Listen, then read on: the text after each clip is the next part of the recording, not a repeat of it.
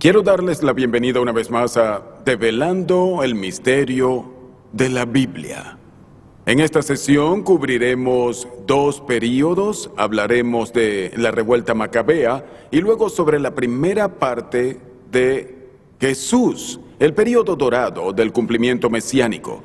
Creo que han estado esperando eso durante bastante tiempo. Les gustaría ver cómo Jesús cumple con todo esto. Es emocionante y vamos a discutirlo. Empezaré con una oración y pedirle al Señor que bendiga el tiempo que pasamos juntos, porque una vez más cubriremos una gran cantidad de material, así que prepárense para subirse al helicóptero y ver la historia desde un punto de vista superior, para que les quede para toda la vida y sus lecturas. En el nombre del Padre, del Hijo y del Espíritu Santo. Amén. Señor, te amamos. Señor, te agradecemos por ser el gran libertador. Eres nuestro héroe, nuestro Dios y Salvador, el amante de nuestras almas. Y te agradecemos, Señor, por liberarnos del mayor enemigo de todos, el pecado, una separación eterna de ti. Te agradecemos por liberarnos y por mostrarnos cómo vivir. En el nombre de Jesús. Amén. En el nombre del Padre, del Hijo y del Espíritu Santo. Amén. Pues bien, hemos llegado a la revuelta macabea, representada en naranja, que hace alusión a la flama y el templo que fue rededicado. Ya prontamente hablaremos de eso. Los mayores eventos aquí son la profanación del templo a manos de los griegos, el restablecimiento del templo y la dedicación del templo luego de la revuelta macabea. Y luego de eso transicionaremos hacia el período dorado, donde Jesús entra en escena, y la pasaremos muy bien discutiendo sobre eso. Pero me gustaría recordarles que en la parte inferior de su gráfica también encontrarán información importante. Durante mucho tiempo veremos a Egipto como la potencia global, luego a Siria, luego hasta Babilonia, luego Persia, y luego en este período, la revuelta macabea, tenemos un nuevo líder, tenemos a Grecia. Y el gran líder de Grecia fue Alejandro el Grande. Y Alejandro el Grande era un líder fenomenal, porque la campaña de balcanización de Alejandro el Grande estaba enfocada hacia la conquista mundial.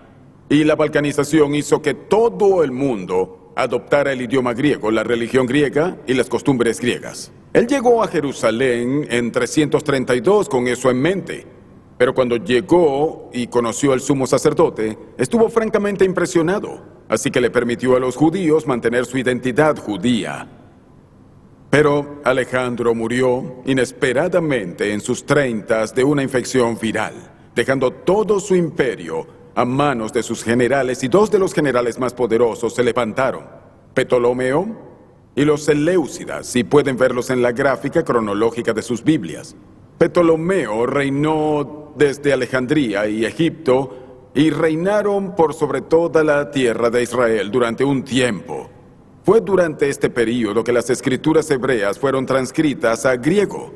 Ustedes lo conocen como la Septuaginta. Bien, Ptolomeo también permitió esta política de tolerancia, la cual les permitía seguir siendo judíos. Pero luego de Ptolomeo vinieron los Seleucidas del norte. Y los Seleucidas fueron bajo el liderazgo de Antíoco Epífanes, y ellos no permitieron que Israel mantuviese su judaísmo. Y se volvió muy difícil.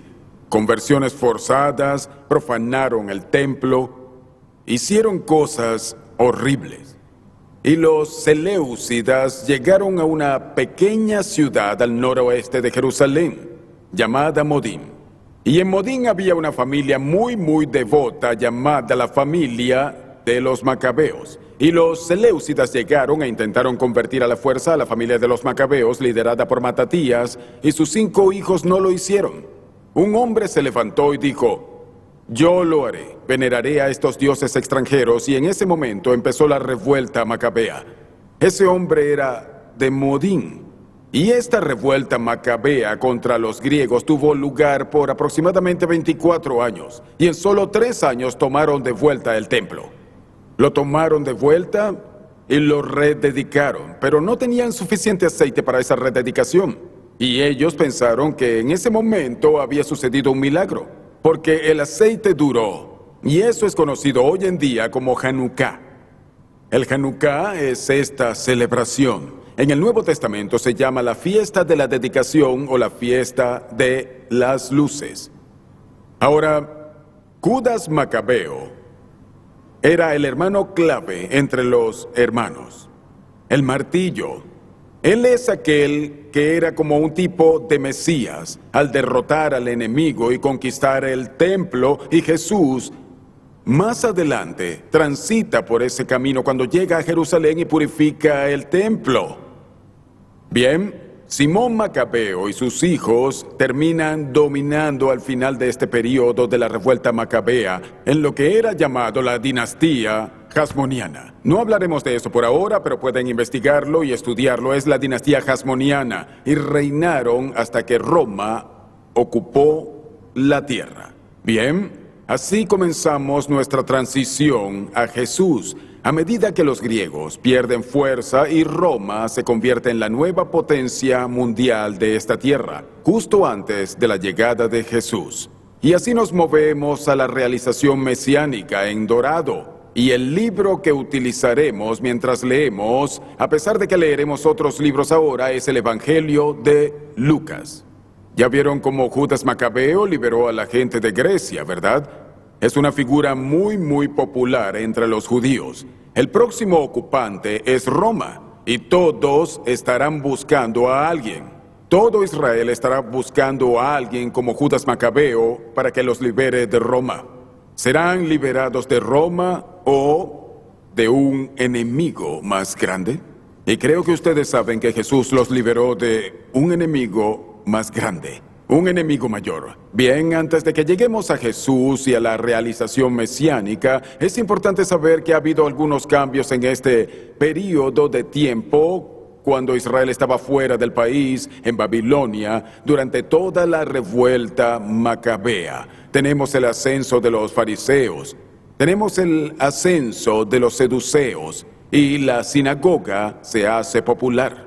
La pérdida de la cultura se convirtió en algo popular en las mesas y la cocina. Pero ahora vamos a establecer las bases a medida que pasamos a la realización mesiánica, Jesús. Y para hacer esto, debemos adentrarnos un poco en la historia romana para mostrarles qué tan significativa es la llegada de Jesús a Belén como un bebé. Y muchas personas no se dan cuenta de esto porque no está en la historia romana.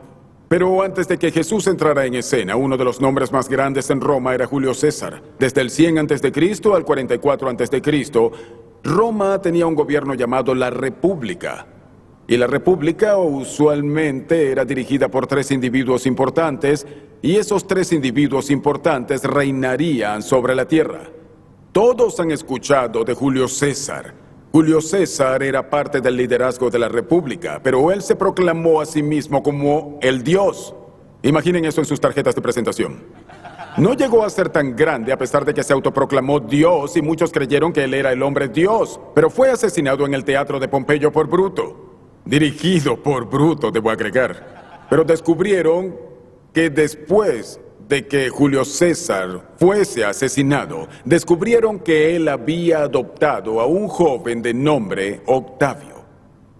Puede que no sepan quién es o quién fue Octavio, pero Octavio fue el hijo de Julio César, quien aseguró ser el hombre Dios y la gente lo alabó como el hombre Dios. Octavio era adoptado, pero luego Octavio terminó derrotando a otro hombre llamado Marco Antonio. Y derrotó a Marco Antonio y se convirtió en el único líder de Roma. Luego de eso, Marco Antonio y Cleopatra se mataron, cometieron suicidio, dejando a Octavio como el líder. Él marcha a Roma y el Senado le da el nombre honorario de César Augusto.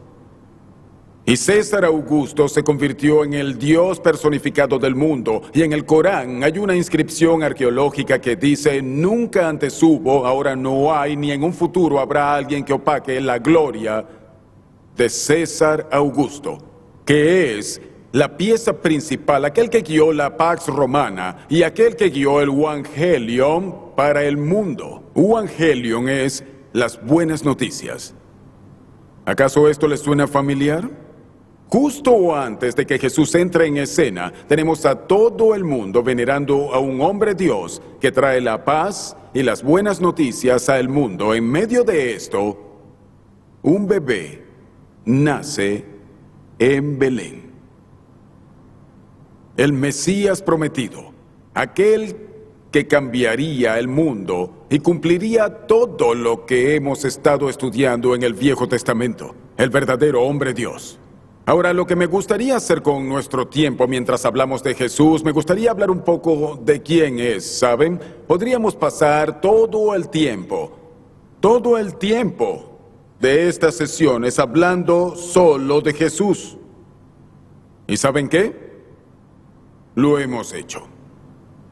Hemos estado hablando de Jesús. Desde la segunda sesión hasta ahora hemos estado hablando del Viejo Testamento. Todo encuentra su cumplimiento en Jesús.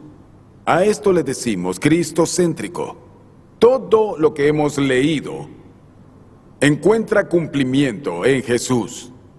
Así que cuando la gente dice, me gusta mucho el Nuevo Testamento, pero no leo el Viejo Testamento, si no conoces el Viejo Testamento, si no lo lees, no vas a apreciar completamente el gran cumplimiento que es Cristo. Y les mostraré un poco de eso en breve, pero primero que todo, ¿quién es Jesús? Bien, sabemos que Jesús era un judío. Era un judío de la tribu de Judá. Y ya saben bastante de la tribu de Judá por nuestras sesiones pasadas. Él era un judío, tenía una madre judía, tenía un padrastro judío, se vestía como judío. En su forma de vestir con los mantos, comía como judío, rezaba como judío. Él en su estilo era básicamente un fariseo bondadoso. Ustedes piensan que fariseo es hipócrita y esto y lo otro, pero en términos teológicos estaba correctamente alineado. No tenía mucho que ver con los saduceos, porque los saduceos ni siquiera creían en la resurrección. Y es por eso que estaban muy sucios. Pero Jesús tenía más en común con los fariseos, pero además no era solo un judío, era un rabino guía. Y los rabinos guía enseñarían a los demás. Y en los tiempos de Jesús, la mayoría de los rabinos tenían un promedio de 5 discípulos. El gran Jalgel tenía 70. Jesús tuvo a 12 y tuvo a 12 por una razón. Pero eran rabinos guía y la mayoría de los rabinos criaban discípulos para que continuaran con su punto de vista del mundo. El Mesías prometió que liberaría a la gente. Y los judíos estaban acostumbrados a grandes líderes políticos que los liberaran, como el caso de Judas Macabeo en el último período.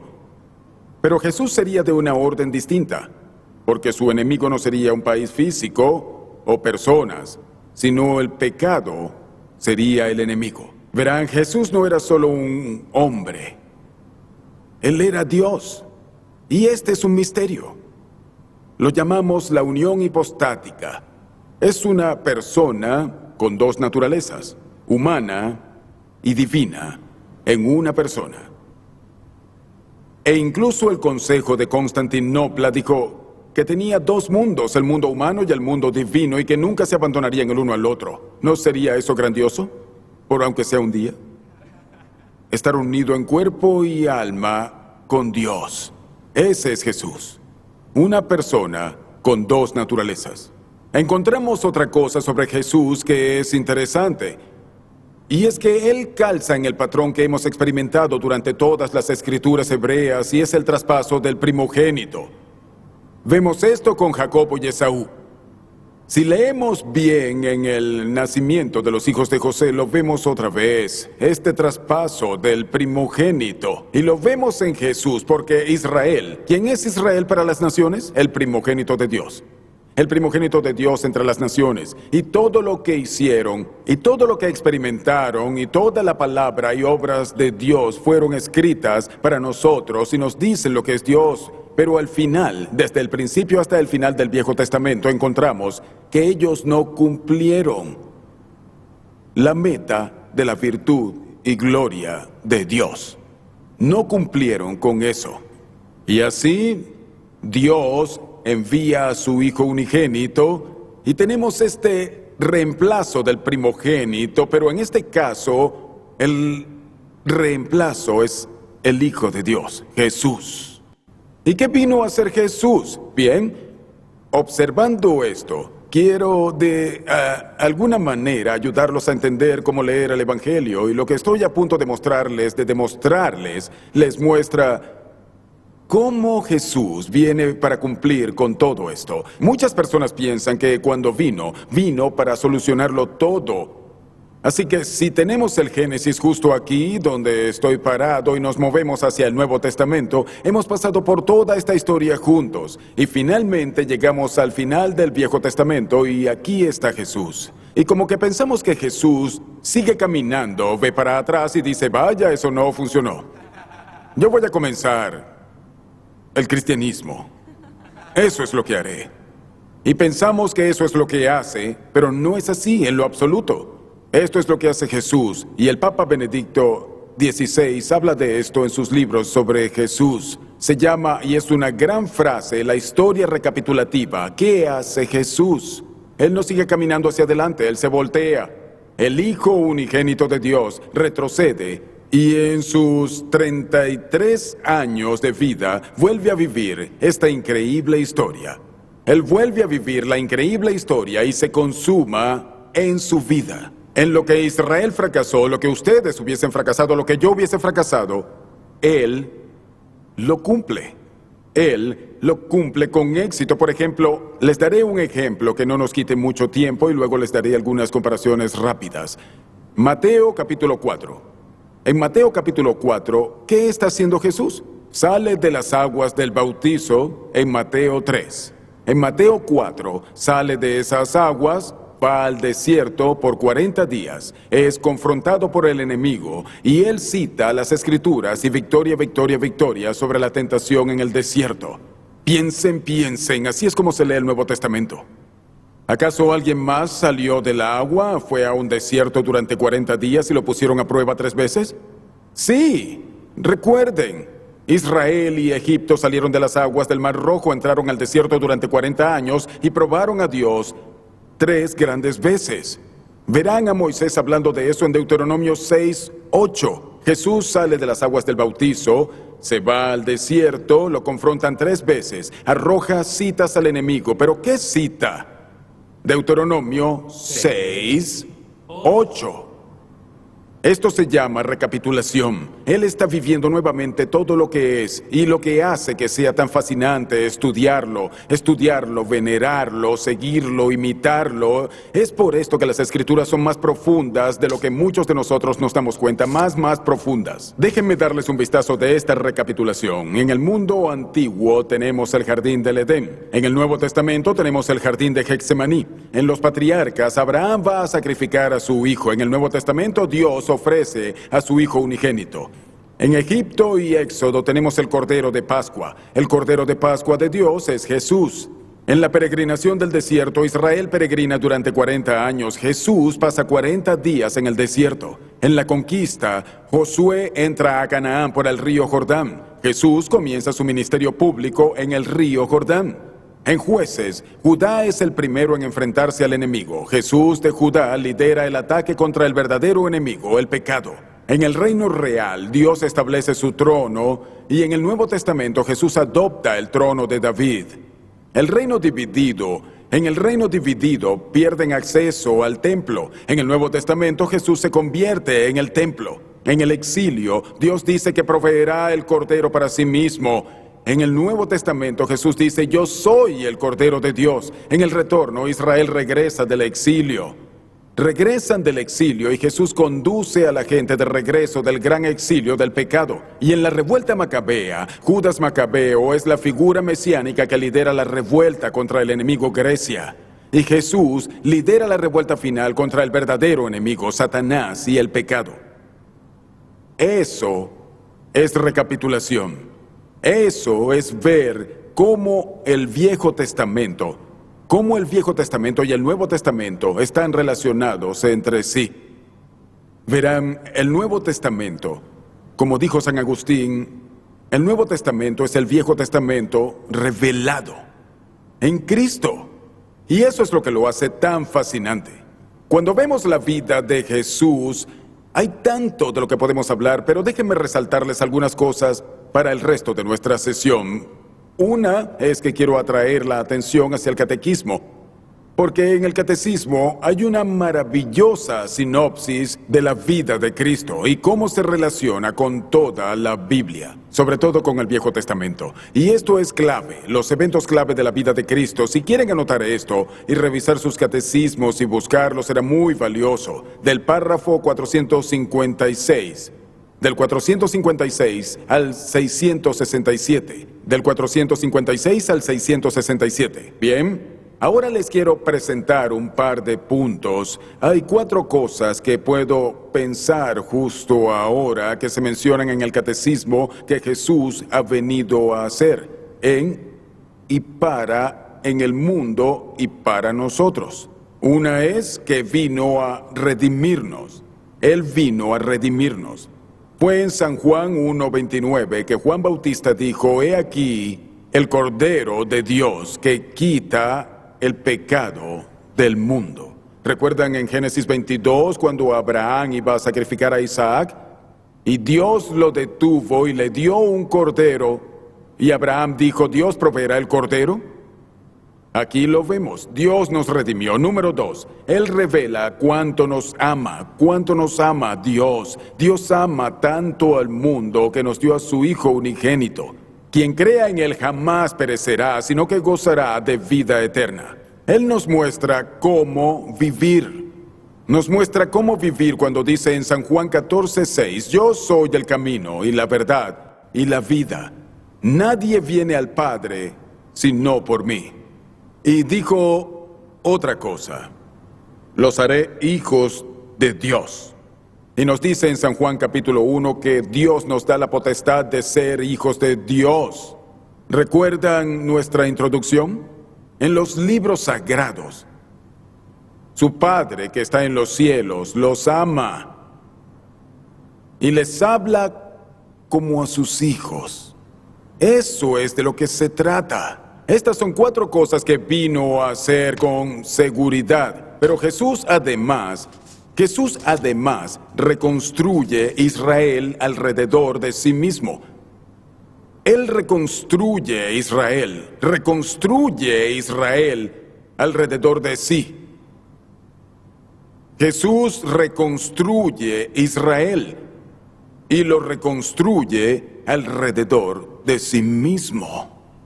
Así que Él es el nuevo Moisés, que sube el monte de la beatitud y da la nueva ley.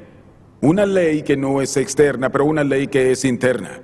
Una ley que no es más fácil, pero una ley que es más difícil, pero una ley que se puede vivir con el poder del Espíritu Santo.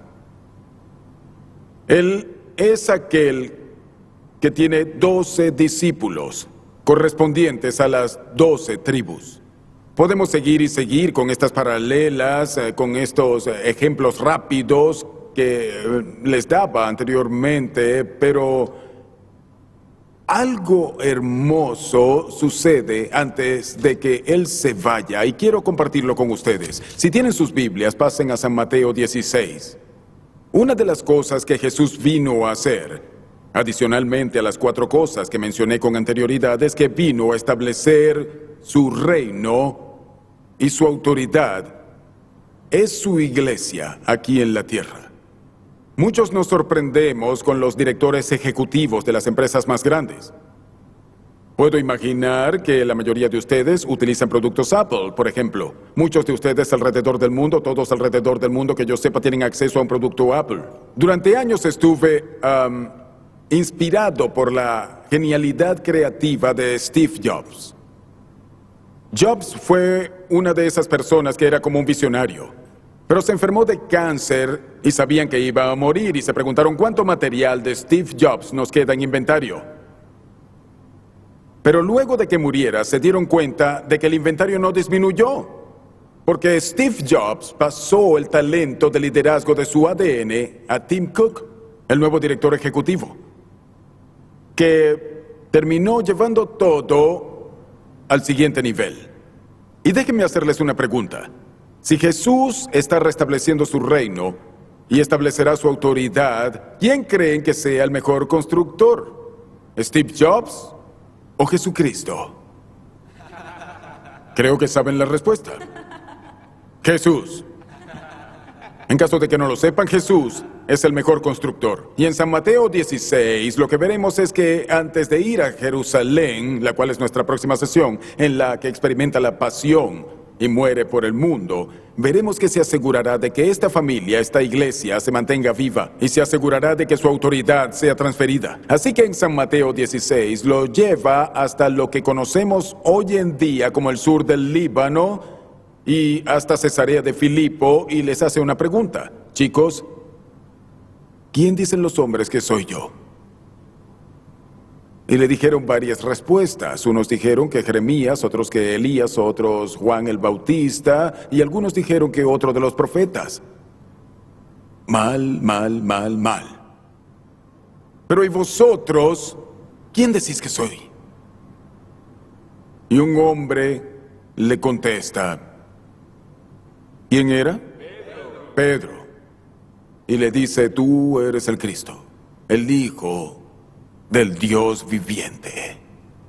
Y me imagino que el resto de ellos reaccionaron como, vaya respuesta, sí. Vaya. Pero Jesús básicamente hace un tiempo fuera. Chicos,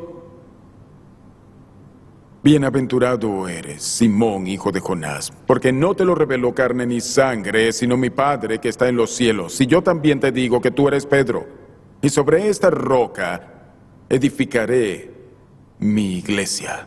Y las puertas del Hades no la dominarán, y a ti te daré las llaves del reino de los cielos. Todo lo que ates en la tierra será atado en los cielos, y lo que desates en la tierra será desatado en los cielos. Esto dijo a mucha gente. ¿Saben por qué? Porque en el Viejo Testamento el templo fue construido en el único lugar que podía ser construido, y ese lugar es la roca de Moriah, llamada en hebreo la Evan Shatia, la Evan HaShatia, y eso es la piedra angular. Es donde está el domo dorado, y bajo él hay una roca, y de hecho los musulmanes hoy en día lo llaman el domo de la roca. Ahí es donde se construyó el templo, ahí es donde estuvo la presencia de Dios, y pensaron que cubrió con un asta por debajo hasta el infierno, y que la presencia de Dios detuvo el mal del mundo. Así que cuando Jesús le dice a Pedro, sobre esta roca, Pedro, que significa roca, sobre esta roca construiré mi iglesia, y las puertas del infierno no la dominarán. Y hasta ese momento, ¿quién tenía el liderazgo? Teóricamente, ¿quién tenía el poder de atar y desatar? Hijo de Jonás, Pedro. A ti te daré las llaves del reino de los cielos. Lo que ates será atado, y lo que desates será desatado.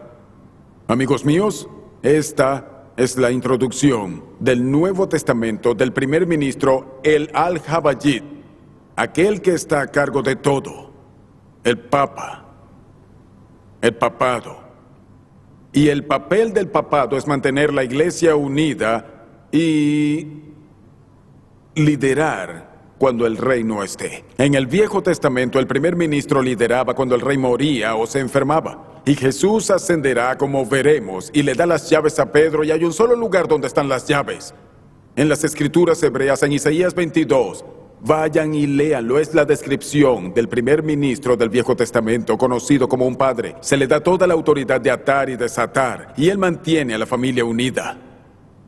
Cuando llega en el Nuevo Testamento, amigos míos, quiero darles una clave para develar el misterio mientras concluimos.